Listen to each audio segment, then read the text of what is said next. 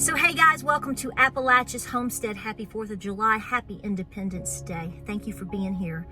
Be sure to like, subscribe, and share. And we're going to talk about something pretty important. This was not the video that I had planned to make on the 4th of July. I just put up a video this morning of filming my some of my recipes from last night, because we've kind of taken a day or two kind of off, been working around the farm, relaxing some, cooking. We have a family get together today here at the house, and I'm going to film the chocolate cake. But that's what I'm slated for. So if you don't mind, I'm going to sit in the car. I've gotten some shots here. I'm going to show you all that I can, and we're just going to make this a one-shot video.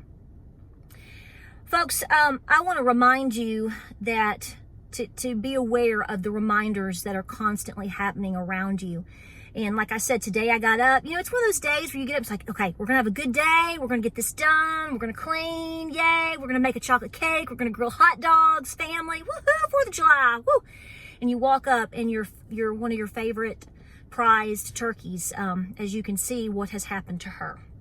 I'm not really sure how that came about. I don't know if she got spooked last night from the fireworks that were happening, and maybe she jumped over. She gets out. She's one of the turkeys that actually gets out from time to time. And, you know, I just watch her. Now, the thing is, if you watched, I don't know, maybe a month ago or so, she was sitting on a huge clutch of eggs, and we have a bunch of babies from her, and I have other turkeys. So, but a loss is still a loss. And I do want to say that I do believe it looks like a possum got a hold of her, probably in the garden area. I think she jumped over at some point late last night. I think she bedded down. By the way it looks, I didn't film the whole thing. You get the point. She bedded down right up to the fence. I don't know why she didn't make it back over. Maybe she's just comfortable, you know.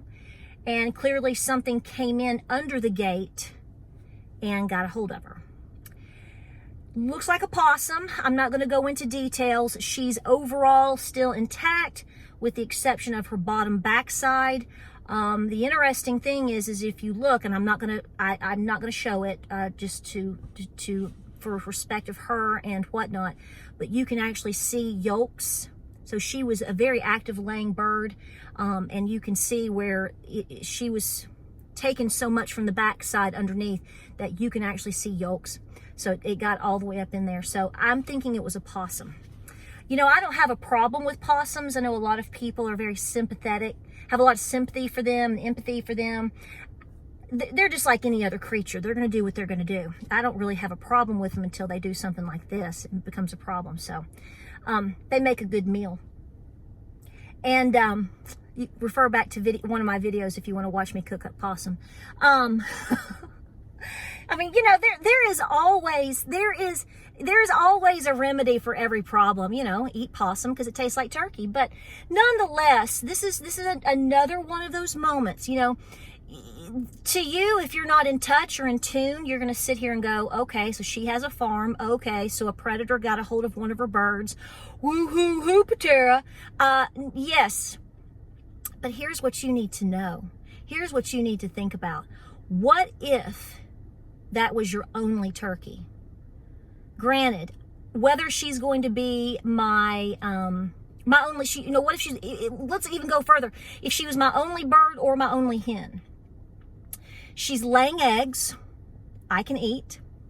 She is laying eggs and she has fertilized eggs, so I can incubate them. Or in a worst case scenario, I can take her eggs, give it to a broody silky or, you know, another bird to hatch turkeys. She can hatch her own babies.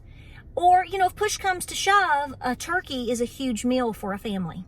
So the point that I'm making here is something like that can be critical for your farm, your homestead. If you don't farm or have a homestead, then this isn't going to mean much to you.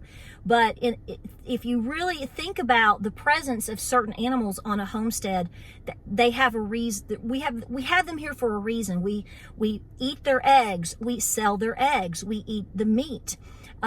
We drink the milk. We make the cheese. You know, I have videos on all of these things.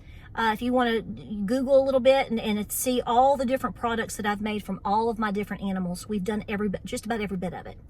So losing an animal, whether or not I have another one or not, is a huge loss. This was a very good girl. And like I said, turkeys, if you don't have them in a complete enclosed situation, they can get out from time to time. The heavier ones, not so much. She was a blue slate, so she was a little bit lighter and flighty. She and her sister both are that way.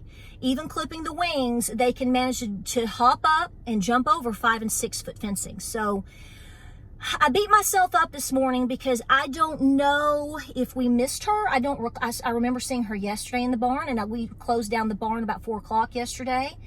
I'm wondering if the fireworks from last night spooked her a little bit. We had some distant fireworks, not as many as last year, I can tell you that for sure. We'll see what tonight brings in the area, which means I'm going to be babysitting. I don't go anywhere on the 4th of July. I'm here babysitting my babies, okay? So that's why we're going to be cooking here or whatever. I babysit my babies till midnight, easily. And long story short, though, I saw her, and I'm just devastated, to be honest with you. I am going to try to make another video with that cake today, put on, move on. But I'm upset with the way that she's gone. Sometimes you come out and you just find them passed. It depends on the situation. It's not abnormal for you to come outside if you've owned chickens or any animal for a long time and you've had them for a good while. They're just like anything else. They can fall ill, or strangely enough, you can just find them passed. So I didn't have to make a decision with her if she had become ill. That's very, very painful to go through with an animal, and then you have to make a decision of some sort. But the first thing I thought of was I got upset because I feel like I failed my bird, even though I know James is gone. He's like, you did not fail your bird. I loved this bird. And number two, I immediately go into the whole mode of everybody wants your stuff. Everybody will want your stuff. That is, take it in every sense of the word, if you will, in terms of being a predator. Whether it's no-legged, two-legged, four-legged. You need to know right now, as this reminder, 2 things. Everything wants your stuff. The deer watching want to come into the garden, want to come get the blackberries. My corn is beginning to tassel. Don't think they don't know it. They do know it. The snakes, they want, my quail. A lot of people talk about, the snakes. I'm like, yeah, the snakes are great until they, they're great. They eat the mice, but they also eat your quail if they can get in there. And they'll eat kittens if they can get in there. And they'll eat your eggs if they can get in there. Everything wants your stuff. The deer, the snakes, the possum, the raccoon, the man. So this whole thing needs to be constantly on your mind about having a very safe and protected homestead. Things happen, okay?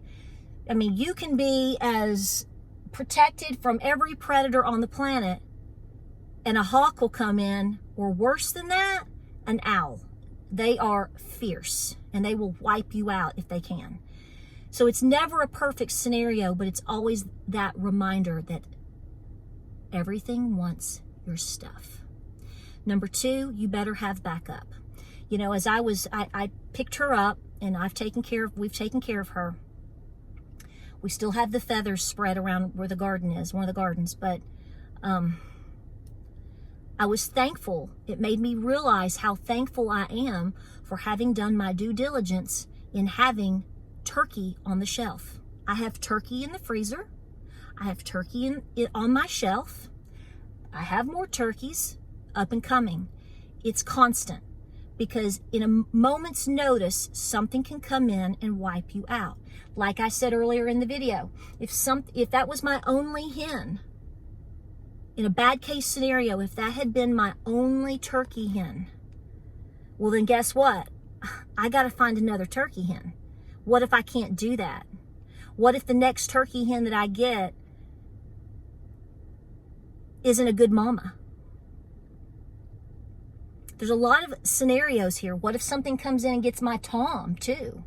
And then I'm left with nothing. And then I only have, you know, that new turkey hen that just replaced her. There's a lot of scenarios you need to think of here. This is, a lot of people think, oh, well, you know, this is this and this is that, and it's easy and I'm sustainable and all that. No, it's actually a very critical balance of a lot of things that have to work together to continue to allow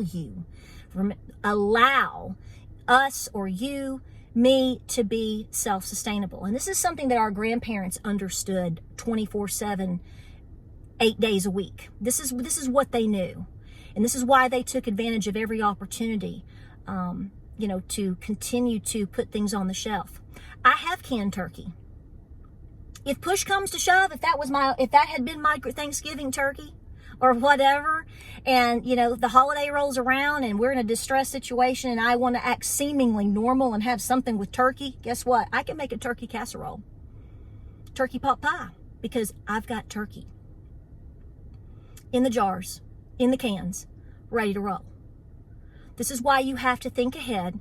This is why your backups need backups. We've talked about all the things with contaminants. We've talked about all the things with the droughts and the incredible weather that a lot of people are having, and the grasshoppers, the locusts, however you want. By the way, a locust falls under the category of a grasshopper.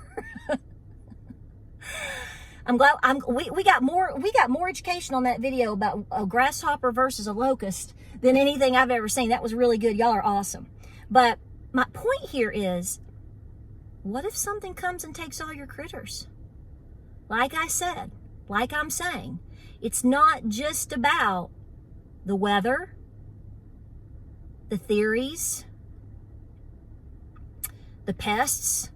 It's also about the predators, and they come in every single form, and they are watching from a distance always.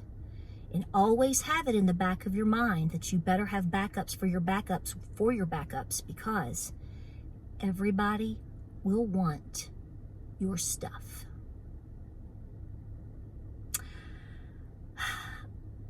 I hate to bring this to you on July 4th. I don't know if I'll get this video up tonight or tomorrow, but this is the way we're rolling. We're going to move on with a happier chocolate cake video hopefully today. And you know, these are the things that happen, and you need to be aware of it. And they happen for a reason, and there is a lesson in every one of them. So take them very, very serious. It's always a warning, it's always a reminder, and it could be a sign. Because like I said, everybody will want or wants your stuff. We appreciate you being here. Thank you so much for so many blessings that you've brought to my family. And, you know, stay the course out there. Stay very busy. Take a break, a day or two. Enjoy the holiday. Get right back at it, y'all. Get right back at it. A little bit, consistently, every day. Check your gardens. Check your pantry. Keep plugging away. Grow it and stow it. Any which way you can. There is no shame in this game. Okay?